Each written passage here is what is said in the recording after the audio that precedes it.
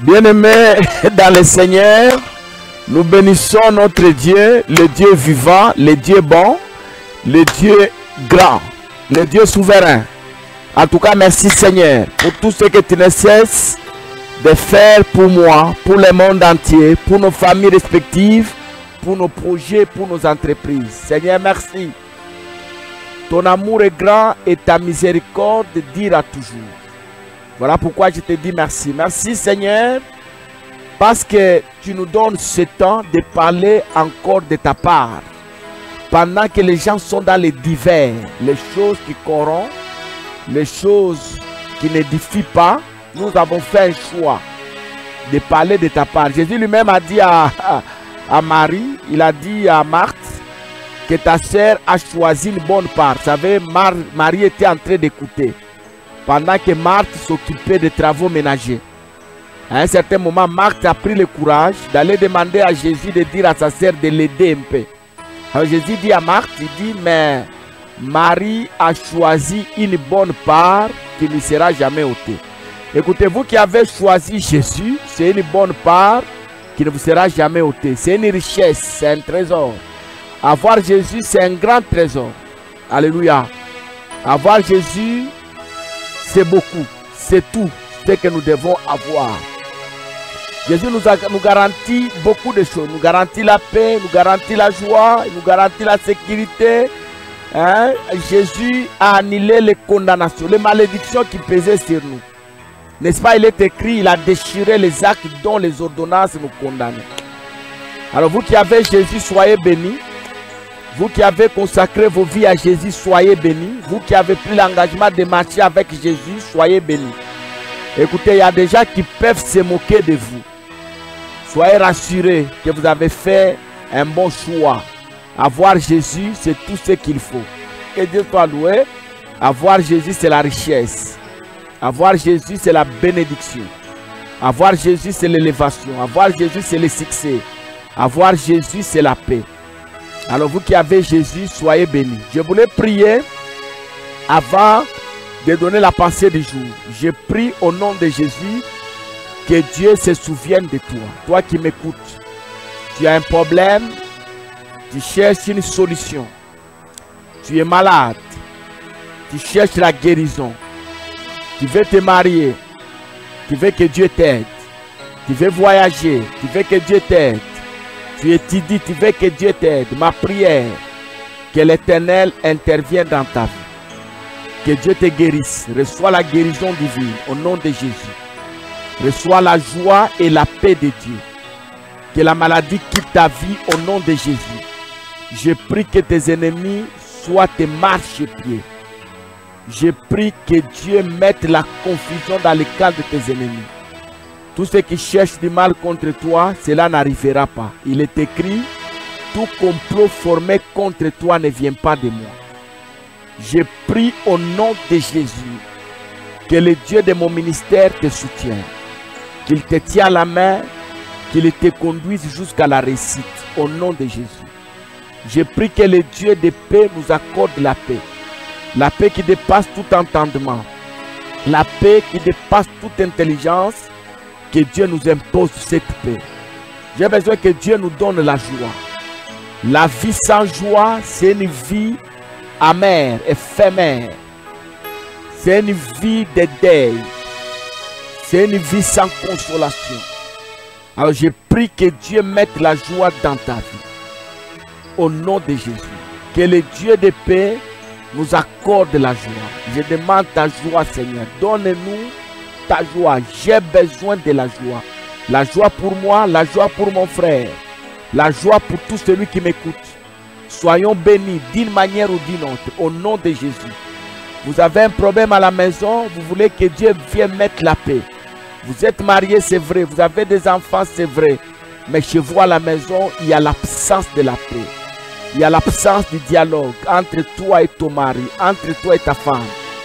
Le Dieu qui réconcilie les âmes, qu'il vienne chez vous et qui vous donne la paix. Recevez la paix de Dieu au nom de Jésus. Recevez la joie, que Dieu vienne restaurer votre couple. Que Dieu vienne restaurer. Je prie que Dieu restaure votre couple. Je prie aussi au nom de Jésus que Dieu enlève dans nos vies le goût du péché, le goût du mal, le goût de la méchanceté. Que tout ce qui est péché, que tout ce qui est haine, qui est méchanceté, que Dieu le transforme en bien pour nous. Nous voulons abandonner le mal et servir uniquement le Dieu bon, le Dieu qui a donné sa vie à la croix. Merci Seigneur de nous avoir bénis. Merci de nous avoir aimés. Merci d'avoir agréé ma prière. Au nom de Jésus, avec action de grâce, nous disons Amen. Que Dieu soit loué. Alors, j'ai vu, il y a des gens qui se sont abonnés. Soyez bénis. Il y a des gens qui ont fait des commentaires. Il y a des gens qui ont aimé. Que Dieu vous bénisse. Ça signifie que vous suivez. Mais je vais continuer encore à vous demander de demander aux autres de s'abonner. Ok? C'est votre première fois de me suivre. Abonne-toi afin de recevoir nos prédications. Nous n'avons que la prédication à te donner. Nous n'avons ni or ni argent. Mais ce que j'ai, je te le donne. Au nom de Jésus, reçois ça. Et je te donne quoi? Je te donne la parole qui bénit.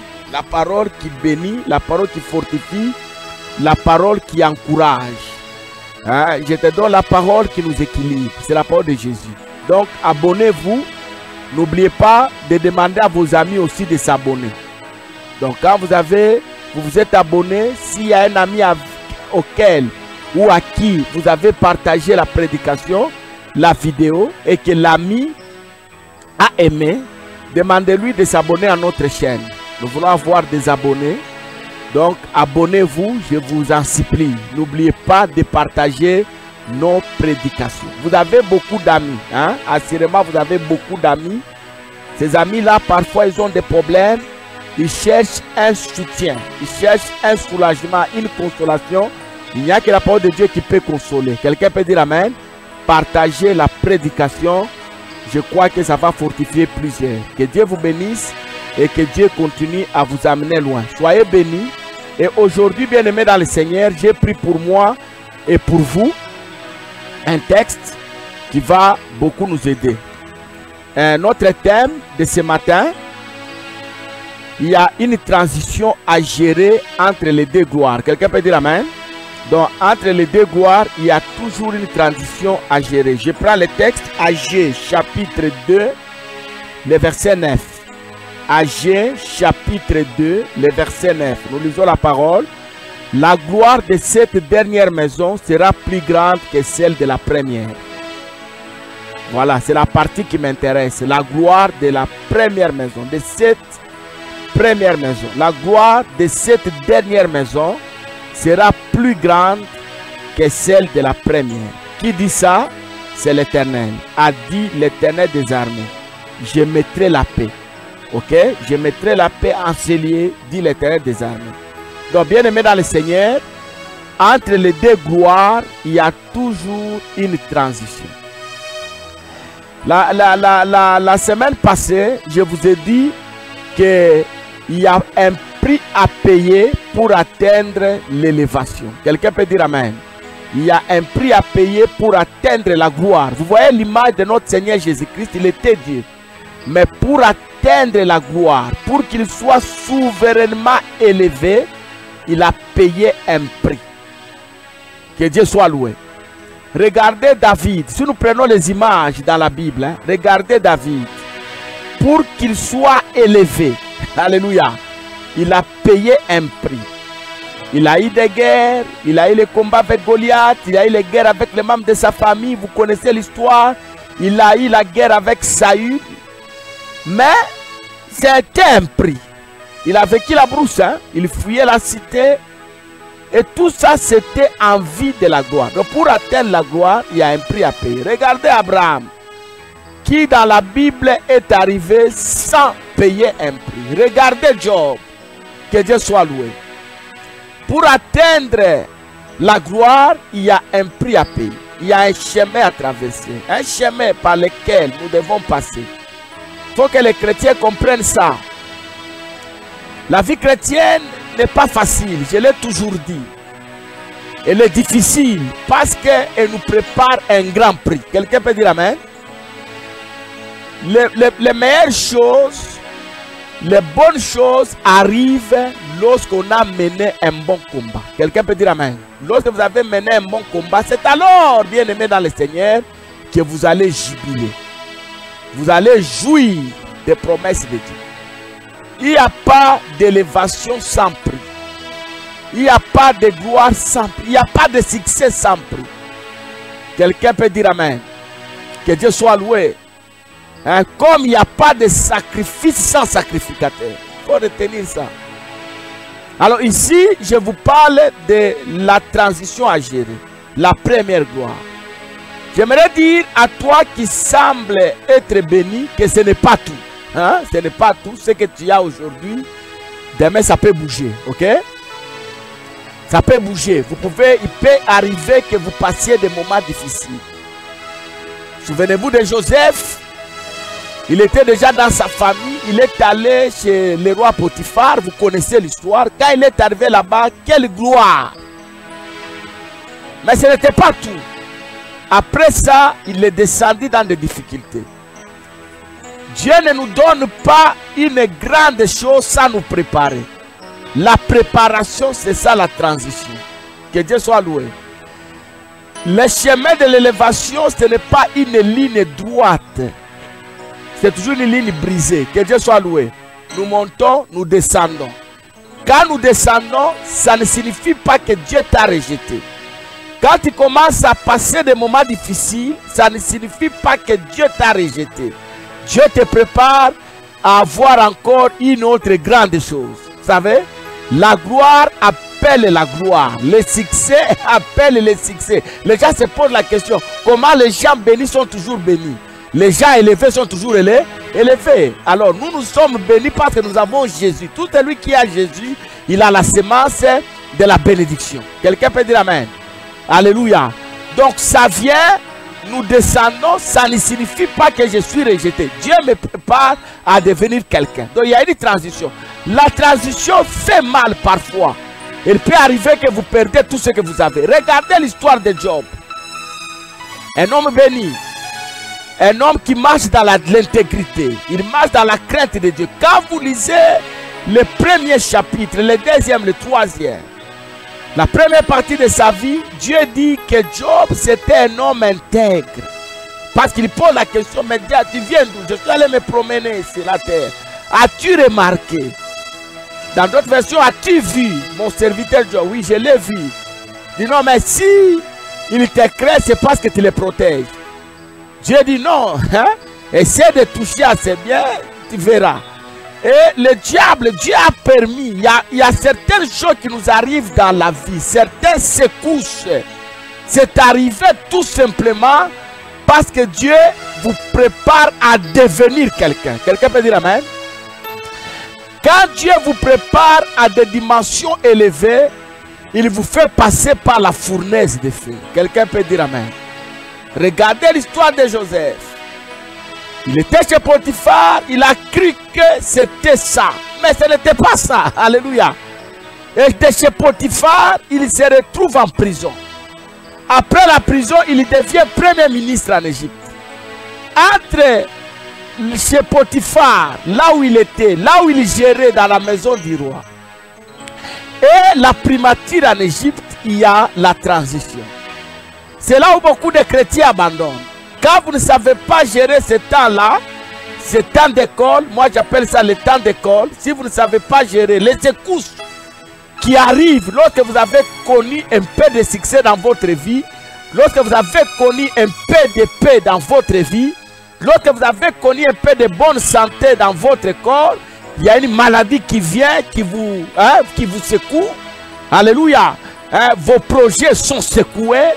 Vos finances sont secouées. Là-dedans, là, si vous ne gérez pas ça bien, vous abandonnez votre foi, vous devenez quelqu'un qui est en train de murmurer et vous vous empêchez vous-même à accéder à la deuxième gloire. Quelqu'un m'écoute.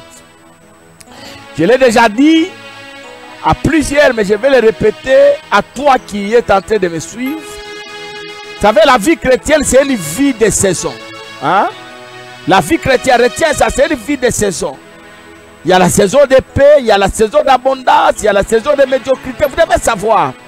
Même si vous priez à un certain moment, le combat peut venir de toutes parts. Que Dieu soit loué. Mais ça ne signifie pas que le combat qui se lève va vous tuer. Hein? Le Dieu là qui vous a appelé, il vous a déjà exercé au combat. Hein? Il a exercé vos doigts à la bataille. Le combat va venir, le combat ne va pas vous tuer. La maladie peut venir, si Dieu ne permet pas, la maladie ne va pas vous tuer. C'est pourquoi vous apprenez qu'il y a quelqu'un qui a fait 4 mois dans le coma. Et puis il revient à la vie. Il y a des gens qui ont perdu tout ce qu'ils en avaient. Job a tout perdu. Dieu dit, est-ce que touche? Le diable a touché, vous connaissez, il a tué ses enfants, il a tué ses bétails. Même sa propre femme qui ne comprenait pas, qui avait une gestion, une transition à gérer, il va proposer à Job de maudire Dieu, de mourir. Combien de gens pendant la transition ils maudissent Dieu? Il suffit seulement qu'un problème passe par ta vie, tu commences à te poser, est-ce que Dieu me connaît? Dieu te connaît, mais c'est une transition que tu dois gérer. Vous connaissez Jean-Baptiste n'a pas pu bien gérer la transition lorsque le problème est arrivé dans sa vie. Il va envoyer les disciples aller poser la question au Messie. Or, c'est lui Jean-Baptiste qui nous a présenté Christ. Généralement, ce sont les gens qui présentent Christ aux autres, qui souffrent, qui abandonnent lorsque les problèmes arrivent dans leur vie. Généralement, Jean-Baptiste dit, allez demander au Messie, est-ce que c'est lui ou devons-nous attendre quelqu'un d'autre? Écoutez la réponse du Messie. Allez dire à Jean que les boiteux sont en train d'être redressés, les aveugles voient, les paralytiques marchent, les sourds sont en train d'attendre. Que Dieu soit loué. Bien-aimés dans le Seigneur, vous voulez devenir grand, apprenez à gérer la transition qui sépare les deux gloires. Est-ce que quelqu'un m'écoute? La transition là, c'est la saison de difficulté, la saison de médiocrité. Tout devient difficile, tout devient compliqué. Alléluia. Tout devient compliqué. Vous aviez l'argent, l'argent a fui. Vous aviez la paix à la maison, le diable vient vous secouer. Il mesure, Dieu mesure parfois la dimension de notre foi. Vous étiez véhiculé, aujourd'hui vous vous retrouvez à pied. Ce n'est pas la fin du monde. Que Dieu soit loué. N'ayez même pas la honte. Vous aviez des véhicules, aujourd'hui tout est parti. Alléluia. Vous aviez votre maison, bien aimé dans le Seigneur, les difficultés de la vie fait que vous puissiez vendre et qu'aujourd'hui vous retrouvez locataire. C'est une période qui va passer, hein, la gestion de la transition. Cette période-là, les gens vont nous juger, hein, les gens vont nous attribuer même ce qu'on est. Peut-être que vous souvenez de Job. Lisez l'histoire de Job, vous allez comprendre. Pendant ce temps-là, Job n'a pas péché, il n'a pas abandonné Dieu, mais ses amis viennent le juger. Il vient dire ce que Job n'était pas. Il n'a pas reçu quel type de jugement. Quand vous passez les moments difficiles, il y a des gens qui vont se lever avec une autre doctrine, avec des philosophies de ce monde. Hein, vous êtes au mariage, l'enfant ne vient pas. Les gens qui voient, qu'est-ce qu'ils vont vous dire? Voilà, il a avorté. Hein, c'est un péché. Hein, il a sacrifié sa maternité. Les gens diront ça. Mais vous, en tant qu'enfant de Dieu, apprenez à gérer la transition. La transition se gère. Elle se gère avec quoi? Avec la parole. Elle se gère avec la prière. Que Dieu soit loué. La confiance en Dieu. N'oubliez pas ce que je te dis toujours. La première arme d'un chrétien, c'est savoir se fortifier dans le Seigneur. Même si je traverse des temps compliqués, les temps difficiles, je dois toujours, bien aimé dans le Seigneur, savoir me fortifier dans le Seigneur. Même si tout le monde m'a abandonné, même si les meilleurs amis m'ont abandonné, me rejeté, me repoussé, je dois toujours, bien aimé dans le Seigneur, me confier, me fortifier dans le Seigneur. Et la première gloire que vous avez, ce n'est pas tout. Hein? Le véhicule que vous avez, ce n'est pas tout. La maison que vous avez construite, ce n'est pas tout. Les comptes que vous avez en banque, ce n'est pas tout. Hein? Bien aimé dans le Seigneur, les mariages que vous avez, ce n'est pas tout. En dehors de ça, il y a encore beaucoup de choses que Dieu a déjà préparées pour vous. Parfois, pour arriver à ça, vous pouvez passer par des secousses. Hein? Vous êtes vraiment secoué dans votre foi. Vous êtes vraiment secoué dans votre foi. Vous sentez que je suis secoué. Gérez bien votre période de transition. C'est pourquoi j'ai toujours dit, pendant les temps difficiles, confions-nous en Dieu. Pendant les temps de gloire, travaillons avec le Seigneur. Quelqu'un peut me dire amen. Si tout va bien, que je marche avec le Seigneur. Mais lorsque tout va mal, que je me confie en Dieu. Et le Dieu là, le Dieu de la Bible, il ne peut jamais permettre, si vous restez fidèle, que le monde se réjouisse à votre sujet. Il y a des gens qui attendront que le malheur arrive dans votre vie pour que les gens acclament. Dieu ne permettra pas. Si vous restez fidèle à lui, Dieu ne permettra pas que les méchants se réjouissent à votre sujet. Dieu peut permettre que vous passez par ce temps difficile-là pour que les gens comprennent que vous avez un Dieu vivant, un Dieu fort, un Dieu extraordinaire. Donc, il y a une transition à gérer entre les deux gloires. Le succès d'hier peut disparaître aujourd'hui. Mais demain, j'ai encore un autre succès. Alors, pour que j'arrive au succès de demain, il faut que je gère bien la difficulté que je rencontre aujourd'hui. Est-ce que quelqu'un m'écoute? Hier, j'étais fort. Aujourd'hui, je suis faible. Demain, je serai encore fort. Mais pour que demain, je sois fort, il faut que j'apprenne à gérer ma faiblesse d'aujourd'hui. Demain, hier plutôt, j'étais aimé par les gens. Aujourd'hui, les gens m'haïssent. Demain, Dieu va susciter encore les gens pour m'aimer. Mais pour arriver à la situation de demain, il faut que j'apprenne à bien gérer ceux qui m'haïssent aujourd'hui. Est-ce que quelqu'un m'écoute? Alléluia. Donc, pour arriver à la deuxième gloire, à la deuxième grandeur, au deuxième succès, je dois apprendre à gérer les difficultés d'aujourd'hui. Et lorsque la deuxième gloire arrivera, je vais oublier la période de transition. Quelqu'un m'écoute? Lorsque Dieu a élevé Job, lorsque Dieu a élevé à nouveau Joseph, Joseph a oublié toute la souffrance qu'il a connue en prison. Et Job a oublié toute la souffrance qu'il a connue lorsque ses amis venaient en train de les juger. Bien-aimé dans le Seigneur, ceux qui te jugent aujourd'hui, pas qui traversent le temps de transition, demain s'étonneront de ce que Dieu fera avec toi. Je te rappelle, la vie de la grandeur ne suit pas une ligne droite, qu'on ne te trompe pas. C'est toujours une ligne brisée. Je monte, je descends. Mais je ne descends pas très bas. Je descends. Je ne vais pas atteindre les bas. À un certain moment, Dieu va me remonter. Que Dieu soit loué.